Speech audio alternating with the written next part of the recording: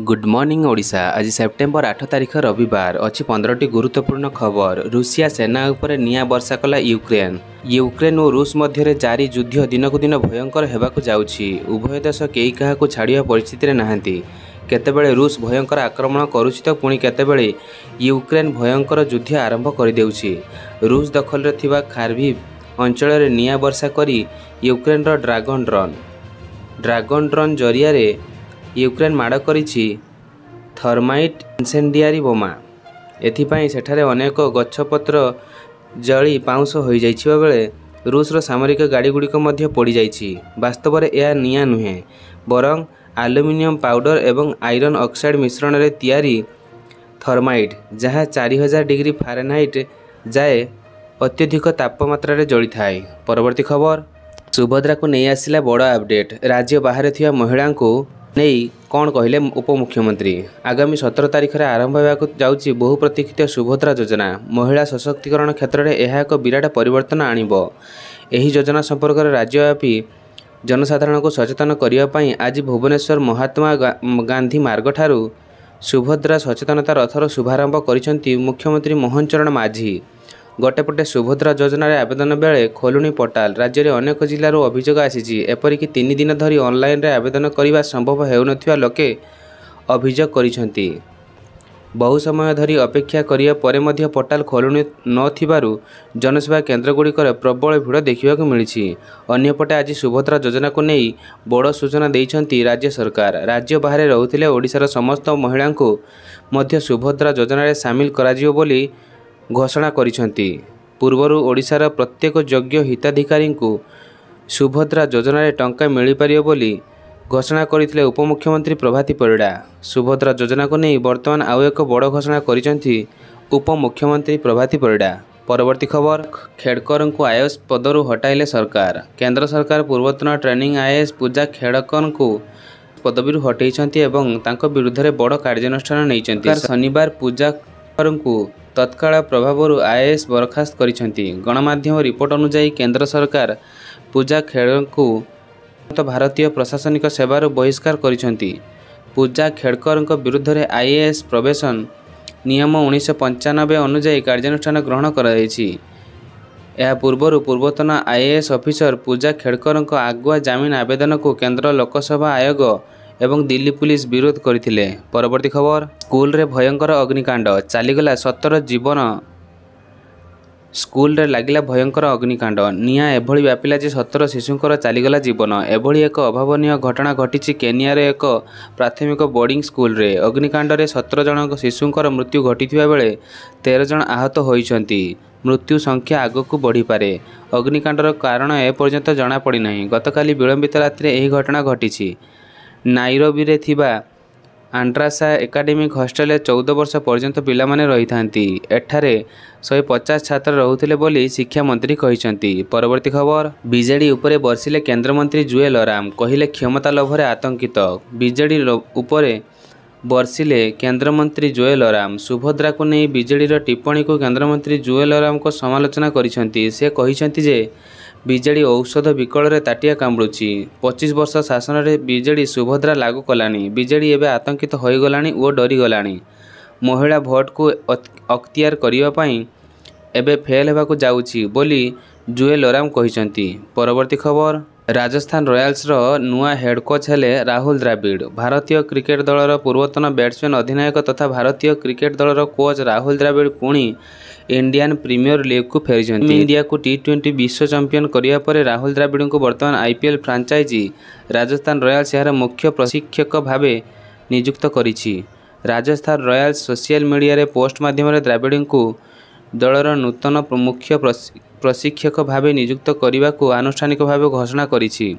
राहुल द्रविड़ यह पूर्वर मध्य राजस्थान सहित जड़ित थिले एवं 2014-15 क्रमागत 2टी दल पई परामर्शदाता थिले। परवर्ती खबर, हिमाचल रे सुखविंदर सिंह सुक्खू को सरकार को नहीं उठिला प्रश्न। लोकों प्रतिश्रुति पूरण करिबारे विफल। ओडुआरे हिमाचल प्रदेश सरकार लोकों प्रतिश्रुति पूरण करिबारे विफल। राज्य सरकार हिमाचल प्रदेश मुख्यमंत्री सुखविंदर सिंह सुक्खू तांको कार्यकाल मध्य देइथिबा प्रमुख प्रतिश्रुति पूरण न करिबारु समालोचनार सम्मुखीन होइछंती। राज्य को समृद्धता ଦିଗରେ ଆଗେଇ ନେବାରେ ସକ୍ଷମ ନେତା ଭାବରେ ଦେଖାଯାଉଥିଲେ। ପରେ ସୁଖୁଙ୍କ ନେତୃତ୍ୱରେ ଶାସନରେ ବିଫଳତା ଦେଇଥିବା ପ୍ରତିଶ୍ରୁତି ପୂରଣ ନ ହେବାରୁ ଲୋକଙ୍କ ମଧ୍ୟରେ ଅସନ୍ତୋଷ ଦେଖାଦେଇଛି।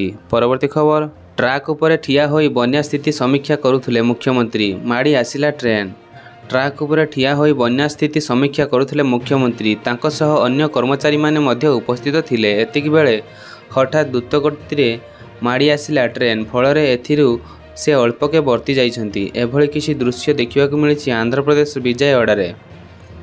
ଉବୁଟୁବୁ ହେଉଛି ଆନ୍ଧ୍ରପ୍ରଦେଶ। ଏଠି ଭୟଙ୍କର ବନ୍ୟା ପରିସ୍ଥିତି ସୃଷ୍ଟି ହୋଇଛି। ବନ୍ୟା ପ୍ରଭାବିତ ଲୋକଙ୍କୁ ସାହାଯ୍ୟ କରିବା ପାଇଁ ମୁଖ୍ୟମନ୍ତ୍ରୀ ଏନ୍ ଚନ୍ଦ୍ରବାବୁ ନାଇଡୁ ଚେଷ୍ଟା ଜାରି ରଖିଛନ୍ତି। ଗୁରୁବାର ଦିନ ଚନ୍ଦ୍ରବାବୁ ନାଇଡୁ ବିଜୟୱାଡ଼ାର ଏକ ଛୋଟ ରେଳ ବ୍ରିଜ୍ ଉପରେ ଠିଆ ହୋଇ ବନ୍ୟା ପରିସ୍ଥିତିର ଆକଳନ କରୁଥିଲେ।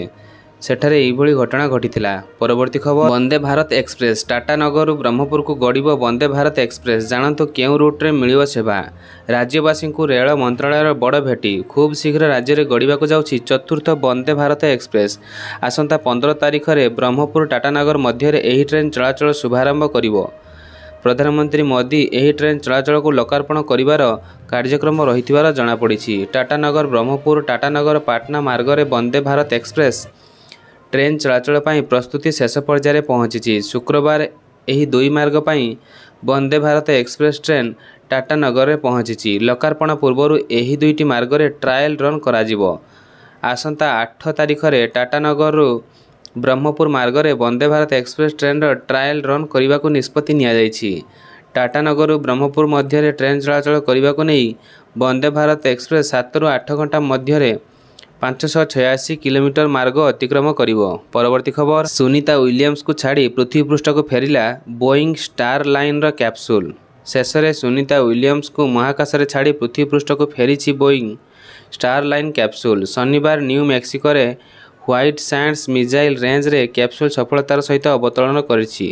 ଫଳରେ ନାସା ମହାକାଶଚାରୀ ସୁନିତା ୱିଲିୟମ୍ସ ଓ ବୁଚ୍ ୱିଲ୍ମୋର୍ ଆସନ୍ତା ବର୍ଷ ପର୍ଯ୍ୟନ୍ତ ଅନ୍ତର୍ଜାତୀୟ ମହାକାଶ କେନ୍ଦ୍ର ISSରେ ରହିବେ। ଏଲନ୍ ମସ୍କଙ୍କ ସ୍ପେସ୍ ଏକ୍ସ ସ୍ପେସ୍କ୍ରାଫ୍ଟ ଜରିଆରେ ସେମାନଙ୍କୁ ଫେରାଇ ଅଣାଯିବ। ବୋଇଂ ଷ୍ଟାରଲାଇନ୍ର ISS ଛାଡ଼ିବା ପରେ ସୁନିତା ରେଡ଼ିଓ ଯୋଗେ ବାର୍ତ୍ତା ସୂଚନା ଦେଇଛନ୍ତି। ପରବର୍ତ୍ତୀ ଖବର। ଆୟ ବହିର୍ଭୂତ ସମ୍ପତ୍ତି ଠୁଳ ଅଭିଯୋଗରେ ଜେଲ୍ ଗଲେ ଜେଲ୍ ସୁପରିଟେଣ୍ଡେଣ୍ଟ। ଗିରଫ ହେଲେ ଜେଲ୍ ଅଧୀକ୍ଷକ। କେନ୍ଦୁଝର ଜିଲ୍ଲା ଅଧୀକ୍ଷକ ସତ୍ୟପ୍ରକାଶ ସ୍ୱାଇଁ ଗିରଫ। ଆୟ ବହିର୍ଭୂତ ସମ୍ପତ୍ତି ଠୁଳ ଅଭିଯୋଗରେ ଗିରଫ କଲା ଭିଜିଲାନ୍ସ। ଗତକାଲି ରେଡ୍ ବେଳେ ବିପୁଳ ସମ୍ପତ୍ତି ଠାବ କରିଥିଲା ଭିଜିଲାନ୍ସ। ଭୁବନେଶ୍ୱରରେ 1.5 କୋଟିର 4 ମହଲା କୋଠା ଠାବ ହୋଇଛି। 15 ଲକ୍ଷରୁ ଅଧିକ ଟଙ୍କାର ଆସବାବପତ୍ର ଠାବ ହୋଇଥିଲା। ଝାରପଡ଼ା ଜେଲ୍ରେ ଅଧୀକ୍ଷକ ଥିଲେ ସତ୍ୟପ୍ରକାଶ। ରାଜ୍ୟରେ କିଛି ମାସ ହେବ ଭିଜିଲାନ୍ସ ସକ୍ରିୟ ହୋଇ ବିଭିନ୍ନ ବିଭାଗରେ କାମ କରୁଥିବା ଦୁର୍ନୀତିଗ୍ରସ୍ତ ଅଫିସରଙ୍କୁ ଗିରଫ କରି କୋର୍ଟ ଚାଲାଣ କରୁଛି। ଆୟ ବହିର୍ଭୂତ ସମ୍ପତ୍ତି ଠୁଳ ହେଉ ମାମଲା ହେଉ କିମ୍ବା ଲାଞ୍ଚ ମାମଲାରେ ସରକାର କର୍ମଚାରୀଙ୍କୁ ଗିରଫ କରୁଛି। ତେବେ ଦୀର୍ଘ 7 ବର୍ଷ ପରେ ଜେଲ୍ ବିଭାଗରେ ଜଣେ ଅଧିକାରୀ ଭିଜିଲାନ୍ସ ଜାଲରେ ପଡ଼ିଛନ୍ତି। ଝାରପଡ଼ା ଜେଲ୍ର ସୁପରିଟେଣ୍ଡେଣ୍ଟ କେନ୍ଦୁଝର ଜିଲ୍ଲାର ବର୍ତ୍ତମାନ ସୁପରିଟେଣ୍ଡେଣ୍ଟ ଭାବେ କାର୍ଯ୍ୟରତ ସତ୍ୟପ୍ରକାଶ ସ୍ୱାଇଁଙ୍କୁ ଭିଜିଲାନ୍ସ ଧରିଛି। ଆୟ ବହିର୍ଭୂତ ସମ୍ପତ୍ତି ଠୁଳ ନେଇ ଜେଲ୍ ସୁପରିଟେଣ୍ଡେଣ୍ଟ ସତ୍ୟପ୍ରକାଶଙ୍କ ନାଁରେ ଭୁବନେଶ୍ୱର ସ୍ୱତନ୍ତ୍ର ଭିଜିଲାନ୍ସ କୋର୍ଟରେ ଏକ ମାମଲା ହୋଇଥିଲା। ପରବର୍ତ୍ତୀ ଖବର। ଲଘୁଚାପ ପ୍ରଭାବରେ ବର୍ଷା ଜାରି। ବିଜୁଳି ଓ ଘଡ଼ଘଡ଼ି ସହ 18 ଜିଲ୍ଲାକୁ ୟେଲୋ ୱାର୍ଣ୍ଣିଂ। ଲଘୁଚାପ ପ୍ରଭାବରେ ବର୍ଷା ଜାରି। ଆଜି ସକାଳୁ ସକାଳୁ ରାଜଧାନୀ ଭୁବନେଶ୍ୱର ସମେତ ବିଭିନ୍ନ ସ୍ଥାନରେ ବିଜୁଳି ଘଡ଼ଘଡ଼ି ସହ ବର୍ଷା ହୋଇଛି। ବଙ୍ଗୋପସାଗରରେ ଘନୀଭୂତ ହେଉଛି ଲଘୁଚାପ। ଏହା କ୍ରମଶଃ ଉତ୍ତର ଦିଗରେ ଗତି କରିବ। 9 ତାରିଖରେ ଘନୀଭୂତ ହୋଇ ଉତ୍ତର ପଶ୍ଚିମ ବଙ୍ଗୋପସାଗର ପରବର୍ତ୍ତୀ ଉତ୍ତର ଓଡ଼ିଶାର ଅବପାତରେ ପରିଣତ ହେବ। ପରେ 3ରୁ 4 ଦିନ ମଧ୍ୟରେ ପଶ୍ଚିମ ଓ ଉତ୍ତର ପଶ୍ଚିମ ଦିଗରେ ଗାଙ୍ଗେୟ ପଶ୍ଚିମବଙ୍ଗ ଏବଂ ଉତ୍ତର ଓଡ଼ିଶା ଉପକୂଳରେ ଅତିକ୍ରମ କରିବ। ଲଘୁଚାପ ପ୍ରଭାବରେ 10 ତାରିଖ ଯାଏଁ ପ୍ରବଳ ବର୍ଷା ସମ୍ଭାବନା ରହିଛି। ପରବର୍ତ୍ତୀ ଖବର। ଅଗ୍ନି 4ର ସଫଳ ପରୀକ୍ଷଣ। ସୂଚନା ଦେଲେ ପ୍ରତିରକ୍ଷା ମନ୍ତ୍ରଣାଳୟ। ଶକ୍ତିଶାଳୀ intermediate range ballistic missile RBM ଅଗ୍ନି 4ର ସଫଳ ପରୀକ୍ଷଣ କରିଛି ପ୍ରତିରକ୍ଷା ଗବେଷଣା ଏବଂ ବିକାଶ ସଂଗଠନ DRDO।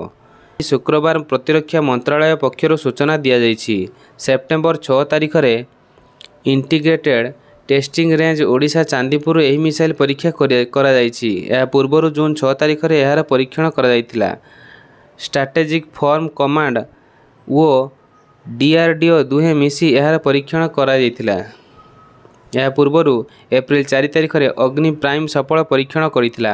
ଭାରତ ସ୍ୱଦେଶୀ ଜ୍ଞାନ କୌଶଳରେ ଭାରତ ଏହି ଅଗ୍ନି ମିସାଇଲ୍ ତିଆରି କରିଛି। ଅଗ୍ନି ହେଉଛି ଏକ ବାଲିଷ୍ଟିକ୍ ଲଙ୍ଗ୍ ରେଞ୍ଜ ମିସାଇଲ୍।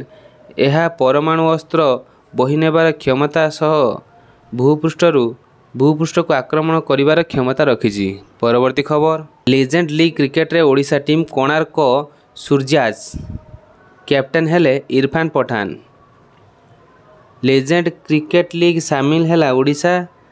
ପ୍ରଥମ ଥର ପାଇଁ ଓଡ଼ିଶାର ଏକ ଟିମ୍ ଏଥିରେ ସାମିଲ ହୋଇଛି। ଆଉ ଏହାର ନାଁ ରହିଛି କୋଣାର୍କ ସୂର୍ଯ୍ୟାସ୍। ଭୁବନେଶ୍ୱରରେ ଆୟୋଜିତ ସ୍ୱତନ୍ତ୍ର ଉତ୍ସବରେ ଏହି ଟିମ୍ ଲଞ୍ଚ ହୋଇଥିବା ବେଳେ ଏହାର କ୍ୟାପ୍ଟେନ୍ ହୋଇଛନ୍ତି ଭାରତର ପୂର୍ବତନ କ୍ରିକେଟର ଇରଫାନ ପଠାନ। ଲିଜେଣ୍ଡ କ୍ରିକେଟରଙ୍କୁ ନେଇ T20 ଫର୍ମାଟରେ ଅନୁଷ୍ଠିତ ହେବ। ଏହା ଓଡ଼ିଶା ପାଇଁ ଏକ ଗୌରବମୟ ପଦକ୍ଷେପ, ଯାହା ମାଧ୍ୟମରେ ଓଡ଼ିଶାର ସଂସ୍କୃତି, କ୍ରୀଡ଼ା ଓ ପ୍ରତିଭା ଦକ୍ଷତାକୁ ଦେଶ ବିଦେଶରେ ଦର୍ଶାଇବା ଭଳି ଟିମ୍ ସୂର୍ଯ୍ୟାସ୍ ଦଳର କ୍ୟାପ୍ଟେନ୍ ଭାବରେ ଭାରତୀୟ କ୍ରିକେଟ କିମ୍ବଦନ୍ତୀ ତାରକା ଇରଫାନ ପଠାନ ନିଯୁକ୍ତ ହୋଇଛନ୍ତି, ଯାହାଙ୍କର ଅଭିଜ୍ଞତା ଓ ନେତୃତ୍ୱ ଓଡ଼ିଶା ପାଇଁ ଖୁବ୍ କାମରେ ଆସିବ। ପରବର୍ତ୍ତୀ ଖବର, ପୁଣି ଏକ ଟ୍ରେନ୍ ଦୁର୍ଘଟଣା। ଲାଇନଚ୍ୟୁତ ହେଲା ସୋମନାଥ ଏକ୍ସପ୍ରେସ୍, ଅଳ୍ପକେ ବର୍ତ୍ତିଲେ ଯାତ୍ରୀ। ପୁଣି ଟ୍ରେନ୍ ଦୁର୍ଘଟଣା। ଲାଇନଚ୍ୟୁତ ହେଲା ଏକ୍ସପ୍ରେସ୍ ଟ୍ରେନ୍। ମଧ୍ୟପ୍ରଦେଶର ଜବଲପୁରରେ ସୋମନାଥ ଏକ୍ସପ୍ରେସ୍ ଲାଇନଚ୍ୟୁତ ହୋଇଛି। ଟ୍ରେନ୍ର ଦୁଇଟି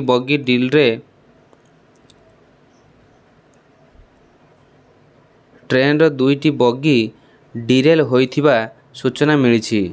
ପଶ୍ଚିମ କେନ୍ଦ୍ରୀୟ ରେଳବାଇର CPRO ହର୍ଷିତ ଶ୍ରୀବାସ୍ତବଙ୍କ କହିବା ମୁତାବକ ଟ୍ରେନ୍ଟି ଇନ୍ଦୋରରୁ ଆସୁଥିଲା। ଆଜି ଭୋର ଜବଲପୁର ରେଳ ଷ୍ଟେସନରେ ପ୍ଲାଟଫର୍ମ ନମ୍ବର 6 ଆଡ଼କୁ ଯିବାବେଳେ ଏହି ଦୁର୍ଘଟଣା ହୋଇଥିଲା।